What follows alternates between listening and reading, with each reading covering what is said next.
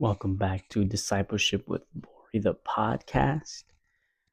Today, we're going to be talking about a story in Genesis chapter 19 about the origin of the nation of the Moabites. Now, the Moabites have historically been, throughout the Bible, this nation of people that directly opposed God's people and threatened their safety, that came up against them in war and really persecuted them. And not God's people. Though there were times where there was peace between God's people, the nation of Israel, and the Moabites, but for the most part, the Moabites opposed them. And I want to talk about the origin story and kind of make some correlations between the themes in that story of how this nation became and our life today. So this origin story is actually pretty disgusting. It starts off with Lot. Lot was Abraham's nephew, and after Sodom and Gomorrah got destroyed, they had to choose a land between Abraham and Lot chose the bigger of the land. And he chose the bigger piece of land because it was bigger, right? And I think even right there, we can start off by identifying how we desire things as Christians that may seem better.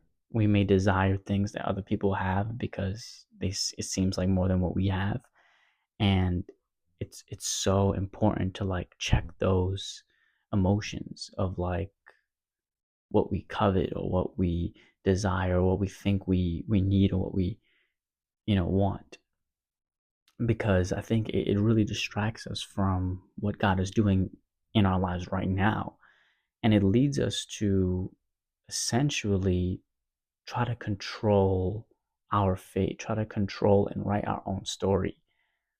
Because as believers, we are told in the Bible to deny ourselves and take up our cross daily, meaning that this is already the struggle. Like, if we're supposed to deny ourselves and take up our cross daily, there's this idea behind that is we're already supposed to start 5 steps behind, right? We're taking up our cross. That means we're doing something that most people who aren't believers do. They're not denying themselves. We have to deny ourselves of the things that we want. We have to check our emotions at the door. We have to keep our ego intact. We have to make sure that we're not making decisions based on what our flesh wants. That's a decision that we have to make every day. And that's already, like I said, putting us 5 steps behind, because it's like those things don't come natural to us. Denying yourself isn't something that comes natural to you. There's no instant gratification in that. Denying yourself and choosing God's will oftentimes is a very painful and a decision that causes a lot of struggle in our lives as Christians, and something that we as believers, if we want to follow Christ and be a disciple, then it's something that we have to struggle with the whole life on earth, right? Our entire time on earth, we have to continuously check our emotions and the way that we want to react to something, though it may be justifiable. We have to pay attention to and check those emotions. And I I was watching the UFC fight this past weekend, UFC 313. It was a pretty big fight for the main card, and these fighters, they stepped into the ring and you saw the focus on their face. But leading up to the fight, there was a lot of this promotion that goes on where they're like talking smack about each other and they're trying to build up hype for, um, you know, the the sale of the fight. And these fighters are trying to give each other more reason to hate them, so that when they get into the ring, it's just overcome with emotion, anger, and the desire to win. They're building up that desire to win. And all that emotion that exists outside of the fight in the octagon is really for the preparation of, you know, the desire to win.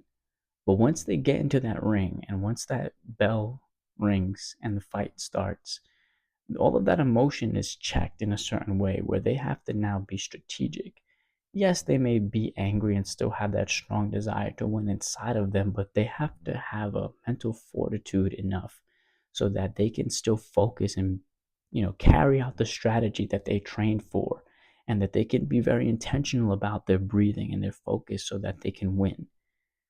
And that's really us as believers, right? Like, we have these emotions, whether it be to desire something that someone else has, and it's very justifiable because we look at what we have and we may feel justified in wanting more. Like, God, I've been serving you, and I've been, obedient, and I've been tithing, and it feels like I don't have as much as other people do.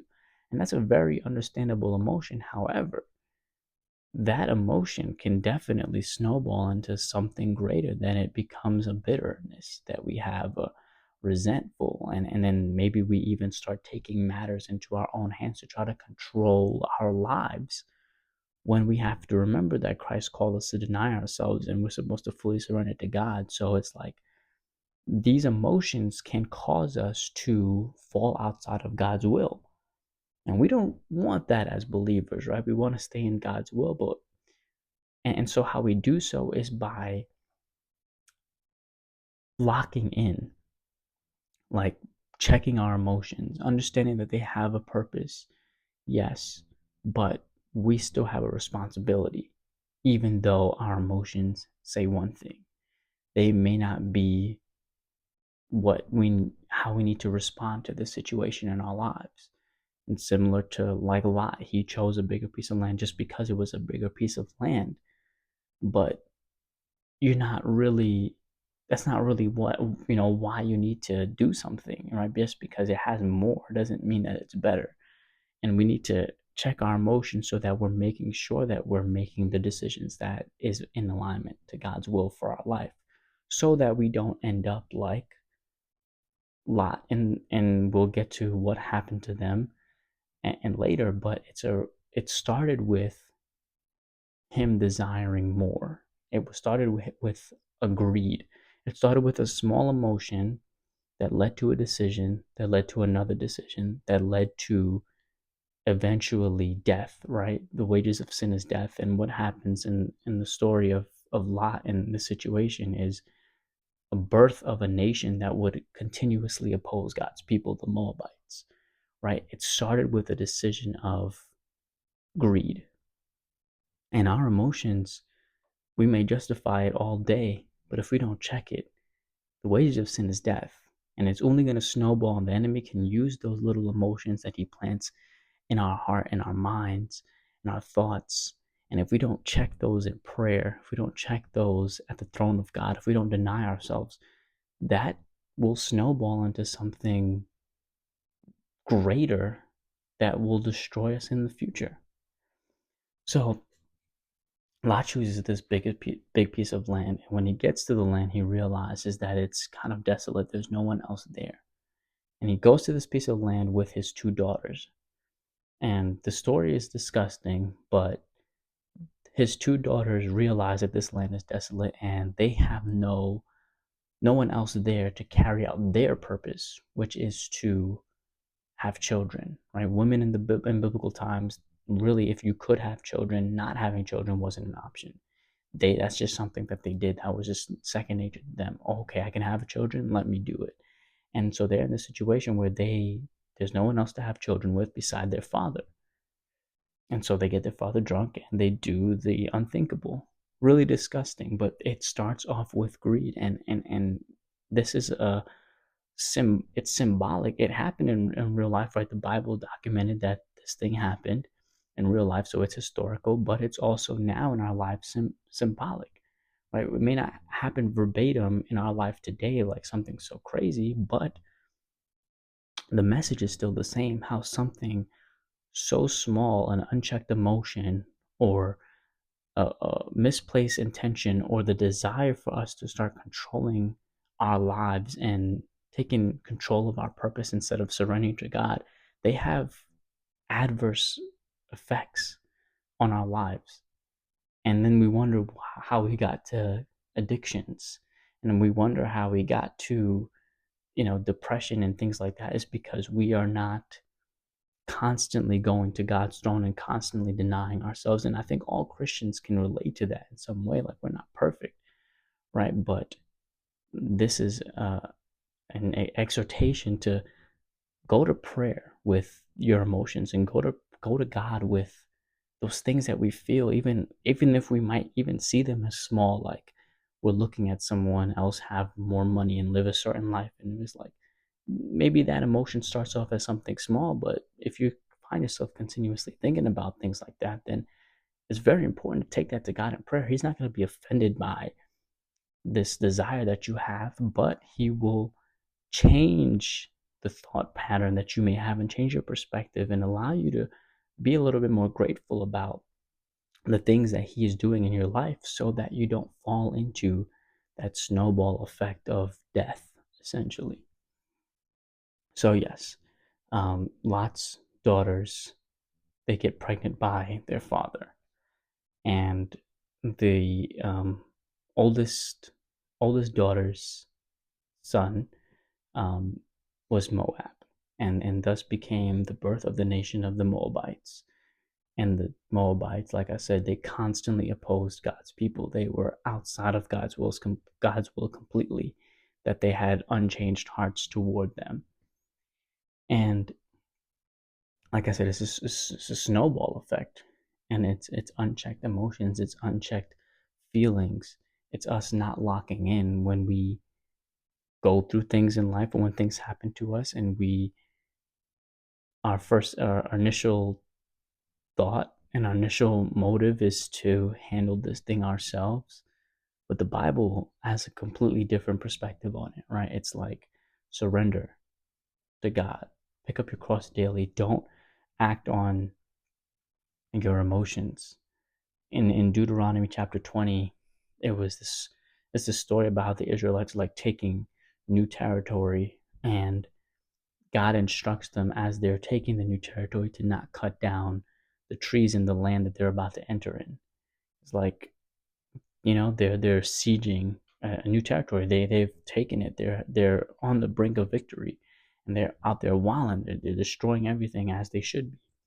But God instructs them specifically, don't cut down those trees because you're going to need them in the future. And it's like, we're overcome with emotion. We are emotional beings, right? And we think that we know best. And it's like, God is giving us a specific instruction not to ruin our blessing, not to take that um, the how we want to and how we think we should respond to a situation, and not act on it without approaching God's throne first and seeking his direction. Another story I think about is in Joshua chapter 6 or Joshua chapter 7, or one of them. Right after Joshua led the nation of Israel, um, to conquer the city of Jericho, they take the city of Jericho, and now there's another nation that opposes them, and the other nation is much smaller, so they think that they would automatically have the victory. However, Joshua does not consult God before he goes up against this army, which is a huge mistake, because as a result of not seeking God, there were some things in the nation of Israel that there was sin amongst them that Joshua didn't know about, and he would have known about it had he went to God and prayed about this battle that they were going up against. However, he saw that the enemy was smaller than theirs, and he realized that in the past they just took down the city of Jericho, which was like a fortified city, and it was great and it was mighty. And he just figured, like, maybe great, because they're smaller, we could just go ahead and have victory against them. However, they did not have victory against them. And then Joshua, in I think chapter 8, got upset. He tore his clothes and he sought God, and God revealed to him that there was some sin that needed to be dealt with before they can go up against this other nation. And it's like, yeah, we think we know what to do, but we don't. And it's okay, because God's throne is always available to us. Prayer is always available to us, but that is such an important resource and tool. And I would say you start with every decision that you have to make, start with by taking that into prayer and seeing what God is going to speak to you about that situation and how he wants you to handle that thing and how he wants to validate your emotions by giving you a different instruction that you would have taken. But you never know with God. Like, it's a mystery, right? Why would he have me pick up stones against Goliath when there are other weapon options? There's swords, there's javelins. He tells me to pick up stones. Like, why would he speak to the Red Sea to part? Why would you have me lift out my staff? Like, wouldn't you just want me to build a boat? The mystery of God and the directions that he gives us, we can't fathom it, we can't understand it, but we have to be obedient, because the result of our obedience is God will move on our behalf and he will fight for us. But he requires that surrenderance first, that sacrifice. Do we really trust him? And it goes with surrendering our emotions and the way that we think we should go about things in order for us to experience the miracle that he wants to do in our lives. I think I'm at this situation in my life right now where it's like, I don't know why God has called me to the thing that he's called me to in this season. And it's difficult to every day trust that this is the thing that God has called me to do. So let me just lean on him. And it's like, I can take control of the situation. I can, you know, figure this out on my own, but God has given me a specific instruction. So if I decide to abandon that, then it would be disobedience, and then it would be essentially me doing what Lot's daughters did, right? Like taking matters into my own hands. But the wages of sin is death, and disobedience is sin, and that will lead to death. So it's like, yeah, this story historically happened in the Bible, but like, it's symbolic to our lives today. What comes of us not surrendering to God? What comes of us trying to take matters into our own hands, though we know Christ? I think for people who don't know Christ, it's not that much of a wrestle when it comes to the decisions and the things that they have to do, because they are denying Christ altogether. But when you know Christ and you walk with him and you're trying to be a disciple, he calls you to do some strange things, and it may seem contrary to what the goal is ahead of you. But when you trust God, man, he works in your future because he's there and he's putting pieces of the puzzle together. Though you can't see it now, you will enter it. So this is an encouragement to continue to trust God and continue to surrender to him, because he is working on your behalf. And that's why we have these stories in the Bible that show us, like, when people have trusted in God and have trusted the word that he's spoken to them, victory did come about. And those victories are still possible and still happen today if we're willing to do the trusting and the surrendering. So I know it was a little bit of a weird story, but it's in the Bible and it's in there for a reason. And I think because it's so weird and it's so disgusting, I think we shouldn't just kind of brush it off as, well, that will never happen today, but kind of understand that the what makes you disgusted by it is sin, essentially. And that's how God views it. That's how God views sin when we decide that we're going to take matters into our own hands. And the fruits that come of it are the fruits that come of our decisions when we decide to be disobedient to Christ. So be disgusted. Be disgusted by our sin and be disgusted by disobedience, so that we can lock in even further and realize that God has a specific plan for our life for a reason. He's given me a specific instruction for a reason. Let me not do this disgusting thing and disobey him, so I can see the fullness of the glory in his plan in my life. So, hope this gave you some perspective. Stay encouraged and be blessed. Peace.